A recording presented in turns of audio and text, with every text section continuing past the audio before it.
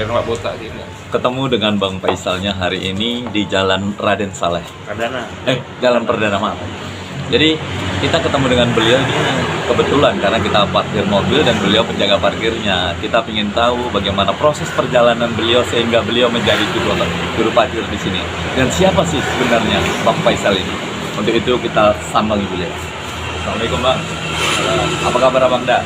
Baik. Bisa Abang ceritakan bagaimana perjalanan hidup Abang sehingga Abang bisa sampai menjadi parkir? Awalnya begini Pak, saya sendiri pun dalam arti kata lahir tahun 75 saya dibesarkan, saya lahir di Raden Saleh. Kebetulan saya lahir di Raden Saleh, 75 tahun 78 itu ada penjururan pendidik di Raden Saleh, jadi pindahlah keluarga kami. Keluarga saya pindah ke Berandan, sementara saya ikut juga ke sana masuk per 5 tahun. Nah, jadi sekolah saya di sana 5 tahun. Selesai tamat sekolah, SD, SMP, dan masuk SMA. Selesai SMA, saya sempat nganggur 2 bulan, 3 bulan di Pangkalan Belanda. Jadi setelah selesai menganggur, saya pun ada niat saya kembali ke tempat saya awal, ke Raden Saleh. Jadi disitulah ditawari dengan sosok dengan tokoh pemuda juga di sini Bang. Tokoh pemuda dalam arti kata dari salah satu organisasi menawarkan saya untuk bekerja di lahan parkir ini. Jadi selanjutnya saya pun bekerja dengan suruhan dia, jadi saya terima aja dengan menjadi juru parkir, membantu-bantu. Sebelum itu saya memang sempat melakoni kehidupan malam, dalam arti kata ya duduk-duduk di pinggiran toko, duduk-duduk di jalan-jalanan, dan sampai saya dapat tawaran untuk bekerja seorang juru parkir. Itulah mungkin dari saya, hanya singkat cerita saya berikan. Mungkin masih bisa lagi kalau ada abang punya pertanyaan saya sampaikan. Begini Bang, Abang pernah nggak menjadi maksakep nih Bang? Ya kan? Kerjaan-kerjaan yang nggak bermanfaat atau marah-marahnya begal, pernah nggak Abang terlibat dalam hal ini? Benar sekali. Saya sendiri pernah terjerumus yang namanya masih jiwa muda. Kami itu masih dalam arti kata duduk-duduk di pinggir toko, lalu hanya bermodalkan dengan segelas tua, satu botol tua. Kami itu hidup dengan bersama-sama. Tetapi kayak yang kami karunia, kayak yang kami amini di dalam kehidupan itu, kami tak bersama, tapi hanya dengan memodalkan segelas tua. Jadi disitulah perkembangan kami. Lalu kami pun dengan cara beradaptasi seperti itu, bisa rasa jiwa kami itu menjadi sesama kawan itu bisa membantu. Jadi saya rasa itulah. Seperti yang kita alami pada saat ini Bang, pasukan oranye, ibu-ibu tukang sapu yang saat ini lagi dibegal ini Bang.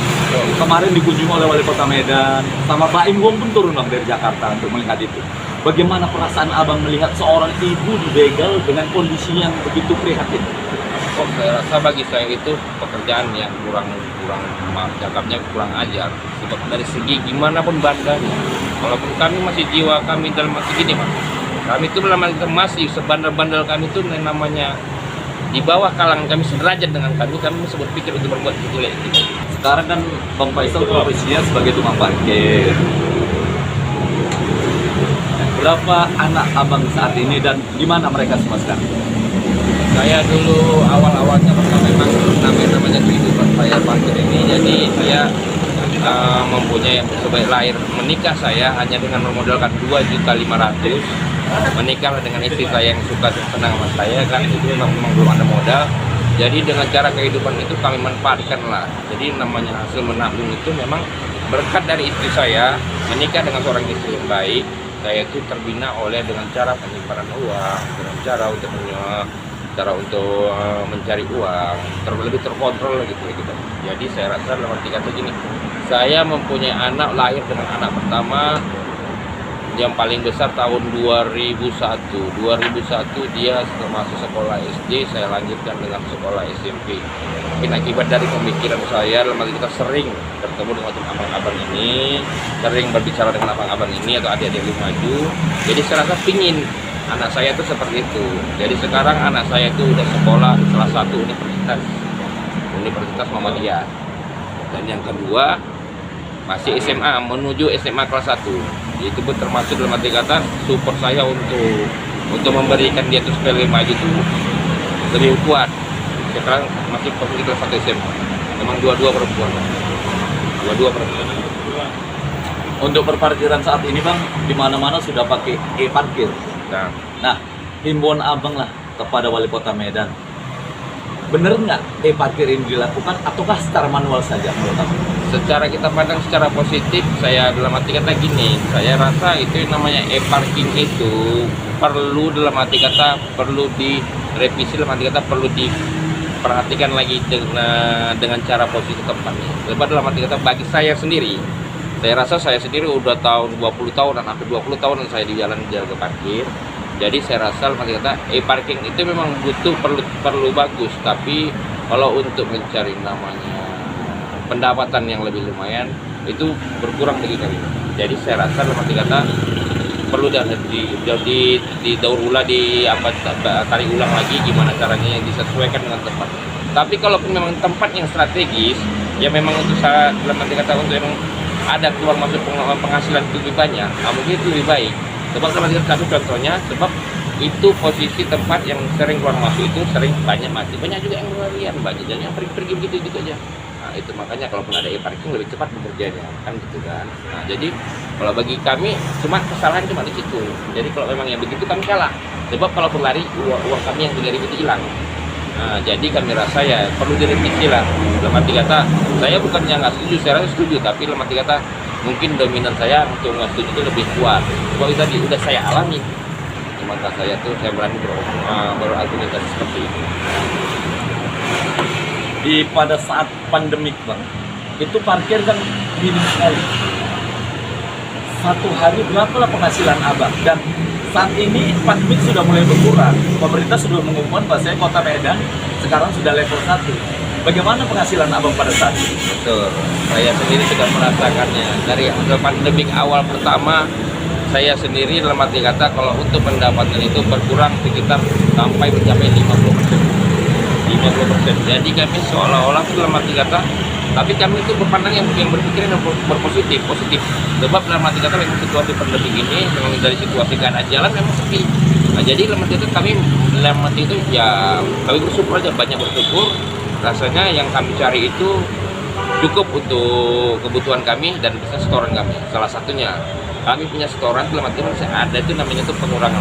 Jadi dari segi setoran itu kami mohon, kami terima kasih banyak juga lah kepada pengaman atau pengawas perparkiran.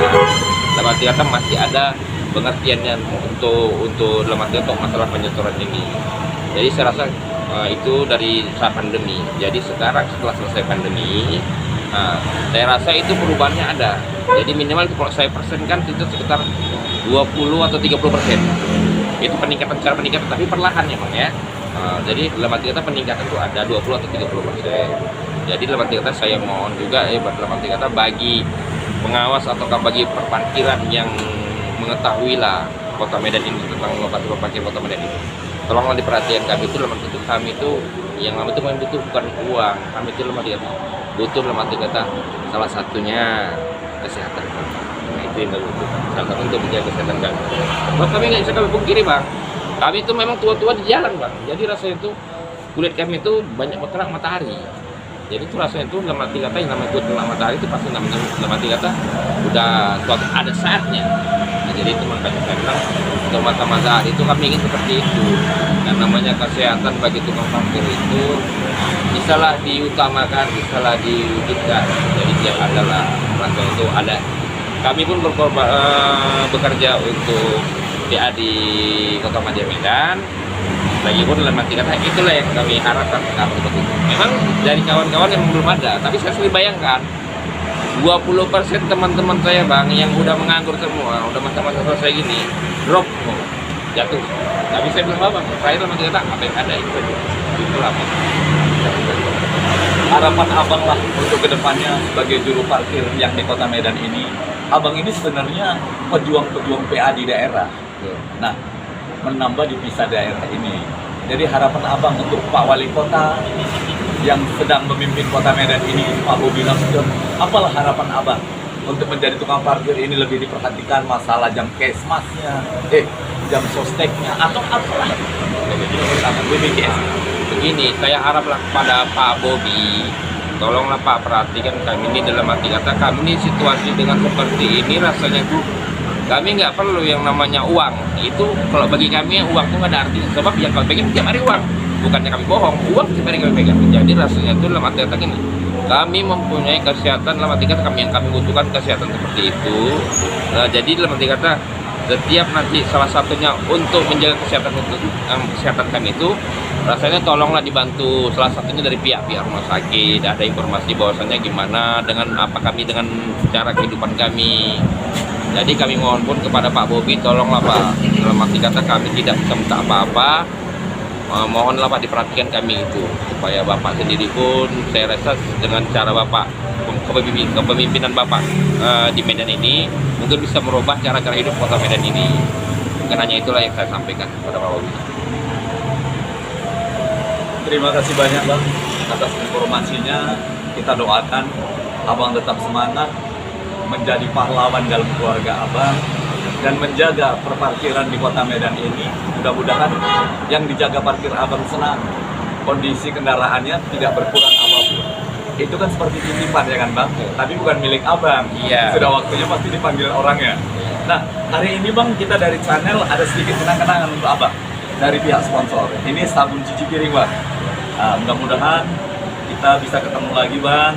Abang berkah kerjanya, keluarga sehat, Abang sehat. Terima kasih banyak atas informasi untuk hari ini. Sehat-sehat ya Bang. Ya, alhamdulillah. Saya pun terima kasih juga kepada sponsor terutama sabun cuci piring Mom. Mungkin pabriknya kalau pernah ada di Medan mungkin masih bisa membuat dalam arti kata. Itulah ucapan kami terima kasih banyak dengan sabun. Semoga kami ucapkan semoga maju kemudian.